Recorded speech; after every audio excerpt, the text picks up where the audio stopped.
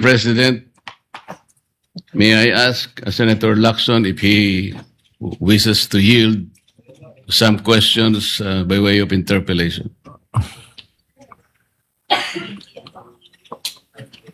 Senator Lacson, I'll say it again, Mr. President. Until the partial committee report is submitted or filed with the Bills and Index Division, and until after I have sponsored the partial committee report, I'm not yielding the floor. Mr. President, that is very highly unusual. Why would Senator Lacson make a precondition that the partial report should be signed by at least a majority of its members before he can yield the interpellation? yes. May I place on record that it is the prerogative of any member of the Senate to yield or not yield. As a matter of fact, in my many years here, Senator Miriam Defensor Santiago, and I'm sure Senator De Estrada is well aware of this, who was with me. Senator Miriam Defensor Santiago, every time she delivers a privileged speech, does not entertain any interpellation. Yes, And Mr. it is her- President, but it this is her is prerogative. this is different. And then, Because if as I said, it is the prerogative of Senator Santiago, and it is likewise the prerogative of Senator Lacson, because he wants that, as he mentioned, he wanted that his partial committee report be reported out and sponsored before he can answer any questions to that effect. Mr. President, if Senator Lacson would just say that he doesn't want to be interpellated, that will be okay with me. But he should not make a precondition that his unwillingness is conditioned upon whether or not the partial report should be signed by the majority. This is very unusual, Mr. President. Yes, we respect your opinion. And because he doesn't want to be interpellated, may I just be given the opportunity to make manifestation because my name was mentioned by Senator Lacson. Of course you may. Go Thank ahead. you, Mr. President. Mr. President, I cannot speak for our colleagues why they hesitate or even refuse to sign the partial report he allegedly disseminated to the members. But as for myself, Mr. President, I cannot sign a partial report. A partial report is basically unfinished. An unfinished report cannot be assumed to have contained the final and collective judgment of all the members. This is very basic, Mr. President. Secondly, I did not heed my reasons why I cannot sign the partial report. I delivered a privileged speech some time ago, Mr. President, outlining the reasons, therefore. Number one, I was expecting the chairman of the Blue Ribbon Committee to have conducted several hearings more, and in those hearings, he should have invited several persons whom I enumerated in my privileged speech. Namely, Yusek Adrian Bersamin, Yusek Jojo Cadiz, former Governor Luis Chavez Singson,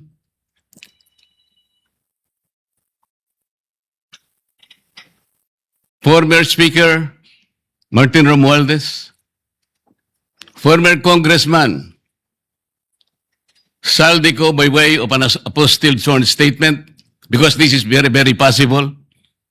An apostilled sworn statement, Mr. President, as I have already advised the chairman of the Blue Ribbon Committee, is similar to a sworn statement notarized by the Philippine Consulate in any part of the world, because this apostilled manner or method of subscription was already adopted by the Supreme Court in one of its resolutions, Mr. President. I also advocated that the 18 ex-soldiers be immediately be invited because they had so much to say. Because I thought he said, and he emphasized at some point, that wherever the evidence is, the BRC will be led thereto, Mr. President. Ang sabi pa po niya, Mr. President, hindi option yung interparliamentary courtesy. At kung ako po ba'y tatawagin pala sa mababang kapulungan dahil meron pala silang itatanong tungkol sa di umano ay mga donasyon na aking tinanggap. Mr. President, I will willingly present myself with or without invitation. They just have to suggest to me that they wanted me there. I will go there, Mr. President. Interparliamentary courtesy is between the two chambers, Mr. President. Tayo-tayo po ang pinag-uusapan na maggalangan doon. Pero ang nangyari, Mr. President, ang ating boss, ang mga amo natin, ang taong bayan, ang hindi na po iginalang eh. Hindi lang pangbabastos sa mga taong bayan ang ginawa ng mga magnanakaw at kawatan nitong flood control projects. Igagalang pa ba natin, Mr. President, ang mga tinutungo ng ebidensya na sangkot ang mga taong gusto nating ipatawag in this chamber? Gagamitin pa po bang isang dahilan na kailangan nating maggalangan kung sila mismo ay hindi na iginalang ang taong bayan na ngayon ay halos nagdurusa na? Tama po, sinabi niya kanina, Mr. President, talagang mainit ang panahon. Ang heat index ay talagang sumadsad na talaga sa pinakamainit na bahagi. Ngunit ang lalong nagpapainit nito, Mr. President, ay yung kawalan ng political will na ipagpatuloy ang pagdinig. Kahit na lantaran na nandun na talaga yung mga ebidensya. Bakit po hindi tayo tumawag ng pagdinig, Mr. President? Inimbita si Governor Luis Chavez Singson. Sa pagkakalam ko sa mga accounts na nababasa ko, he was invited to appear on April 14.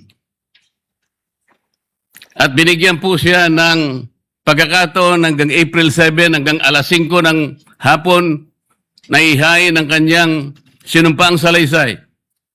Hanggang alas 5 ng hapon, Mr. President. Ngunit 9:15 ng umaga, ipinaabot sa bahay ng dating gobernador na kinakansela na po ang nasabing pagdinig. At ginamit pang dahilan, paano po nangyari yun, Mr. President? Binigyan siya hanggang alas 5 ng Abril 7 na isubmit. Sa pagkakaalam ko po, nandun na siya sa Maynila at nanananghali.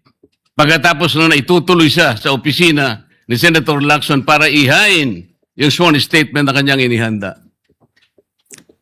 Bakit po kinakailangang dumating pa si Saldico? Inihintay siguro ni Saldico, Mr. President, ideklara lang ng chairman ng Blue Ribbon Committee, i-apostil mo lang yan kahit nasaan ka sa anumang bansa ka sa Europe, tatanggapin ng committee yan. At pagkatapos, hahayaan ka namin sa pamagitan ng Zoom, ay pumayag ka at iimbitehan ka namin para sa isang special na pagdinig kung yan ang gusto mo. Yun lang siguro gusto niyang marinig. Bakit ikukondisyon pa natin ang pagdating niya rito, Mr. President, kung yung apostle sworn statement is sufficient enough for him to do just that? Ano po ba tayo rito? Nagtatakip po ba talaga tayo? Mr. President, kayo po ay maaring makapagtestigo sa sasabihin ko. Nung isang araw po, pinuntahan ko kayo sa inyong opisina at may binanggit po akong isang bagay na maaaring makatulong sa atin kung paano kilalanin si Senator Lacson. Binanggit ko po sa inyo, Mr. President, ng buong katapatan nung ako'y wala pa po sa Kongreso, wala pa po sa public service, nakilala ko po si Senator Lacson bilang chief ng PNP. Nabanggit ko po sa inyo, Mr. President, sa ating pag-uusap sa inyong opisina. Mula noon, nung makita ko siya, lalong-lalo na po dun sa episode na pinatawag po niya, ang lahat ng kinaukulan na merong mga nakaw na sasakyan, mga karnap na sasakyan. Naalala ko po na sinabi niya, Mr. President, lahat ng mga ninakaw na sasakyan, dalhin nyo rito sa Camp Crame. No questions asked. Dahil palagi po akong dumadaan sa EDSA, Mr. President. Dahil opisina ko po sa Ortigas, nakita ko pong nakabunton lahat talaga ang mga ninakaw na sasakyan. Talaga pong hinangaan ko, Senator Lacson. Walang nakagawa nun sa aking palagay kung hindi siya lang. Di ba, Mr. President, sinabi ko pa sa'yo, sayang wala nakako yung aking kaibigan, yung dating mayor ng Marikina, Bayani Fernando. Dahil kinausap ko po siya. Sabi ko, Bayani, alam mo, yung ginagawa mo sa Marikina, gusto ko rin eh. At yung ginagawa ni Chief PNP, Ping Lacson, gusto ko din yun. Ayaw mo ba siyang kausapin na kayong dalawa tumakbo? Si Ping Lacson ang president, ikaw naman ang vice president. Kinuwento ko sa iyo yan, Sir President. Bakit ko po sinasabi ngayon ito, Ginoong Pangulo? Nung umpisa po talagang ganong na nakita ko po eh. Yung kanyang kagustuhan na maayos natin ang ating bansa. Yung sinasabi niyang track record, maring nung umpisa nandun po yun eh. Hindi ko ikukwento ito kung hindi talagang hinangaan ko siya. Noon. Pero bakit ngayon po ay nagkaiba, Mr. President? Parang yung pedestal na aking hinangaan, yung alamat na nandoon, unti-unting gumuho. Nalulungkot po ako at nangyari yun, Mr. President. Ang sabi ko pa nga hindi ba tayo dapat maglaban-laban dito eh. Ang kapakanan ng mamamayan ng ating bansa, ang importante rito po eh. Yung direksyon natin. Bakit kailangan akong palaging pinapasaringan? Hindi naman po ang aking kagustuhan eh. Kung sino yung dapat na sumikat o sino yung dapat magpasikat, hindi po yun eh. Isa lang po ang sikat dito, Mr. President. Ang taong bayan na pinagsisilbihan nating lahat. Doon po natin ituon ang lahat ng ating makakaya, ang lahat ng ating energy. Malampasan sana natin ang problemang ito. Ngunit, yung hindi po pagganap sa tungkulin. Yun po yung hinahanap ng tao, Mr. President. Napakainit na po ng panahon talaga. Pinapag-iinit pa ng paghihintay nang hindi malaman hanggang kailan maghihintay ang taong bayan. Ano po ba ang dahilan kung bakit nagkaroon siya ng privilege speech ngayong hapon? Para saan? Para saan? Hindi po ba mas maganda na kumpletuhin natin yung report? Hindi partial. Ano yun? Partial final? O partial provisional? Paano ko po malalaman, Mr. President, kung hindi po ibinigay yung hard copy, pipilitin akong basahin na nandun lamang sa online. Binigyan lamang kami ng isang file para doon kuhanin namin kami mag-print. Paano ko ba ikukumpara po yung ipinrint ko? Hindi ko naman alam kung sinong gumawa nun dahil wala nga pong pirma yun eh. Doon lang sa paraan na yun eh. Nagkakaroon na po ng agam-agam eh. Pagkatapos ayaw pa nilang mag-interpolate. Nasa sa kanya po yun, Mr. President. Pero ako po, ang tanging hangarin ko lamang, ayusin natin lahat ito. Sabi nga po niya, hindi makakalimutan ng taong ito at talaga naman pong hindi malilimutan sapagkat ito na po yata ang pinakamalawak na nakawan sa kasaysayan ng ating bansa. Salamat po, Mr. President.